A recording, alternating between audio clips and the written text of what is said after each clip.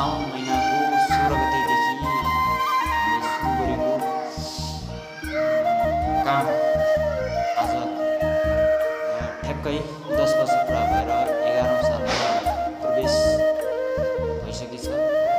प्रवेश भएको पनि हामीलाई ठ्याक्कै पत्तै भएन।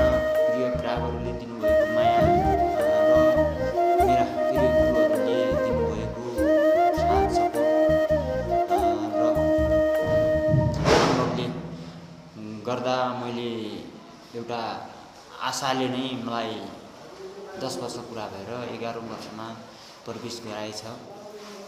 11औं वर्षमा प्रवेश गर्दै गर्दा मैले एउटा ग्राहकहरूले खेप्नु परेको शास्ति हामीले 2 महिनासम्म 3 महिनासम्म 10 दिन 15 दिन भनेर ग्राहकहरूलाई रुकाउनु पर्ने अवस्था। युवा जेनेरेसनले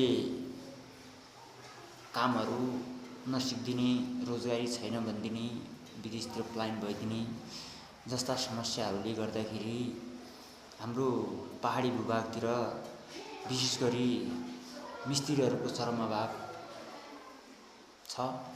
त्यो अभावलाई हामीले मध्यनजर गर्दै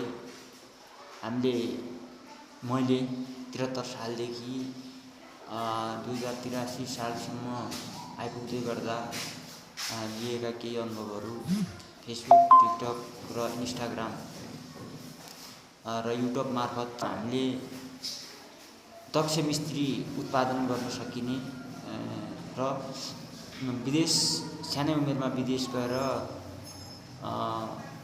एउटा यौन अवस्थामा पुगेर नेपाल फर्किने र नेपाल फर्किएर बेरोजगारी बढ्दै जाने सिपहरू नभएको हुनाले हामीले टिकटक, युट्युब र इन्स्टाग्राम मार्फत हामीले आफूमा भएका अनुभवहरू बाँड्ने र जुन अनुभवले एउटा बेरोजगार युवाहरूलाई रोजगारीतर्फ धकेल्न सहयोग पुग्ने आशा राखेर हामीले यो भिडियोहरू कन्टेन्टहरू बोल्दै बनाउने प्रयास गरिरहेका छौँ, जसको लागि हजुरहरूले लाइक, कमेन्ट, सेयर गरेर सम्पूर्ण नेपाली दाजुभाइ दिदीबहिनीहरू जुन बेरोजगारी र चरम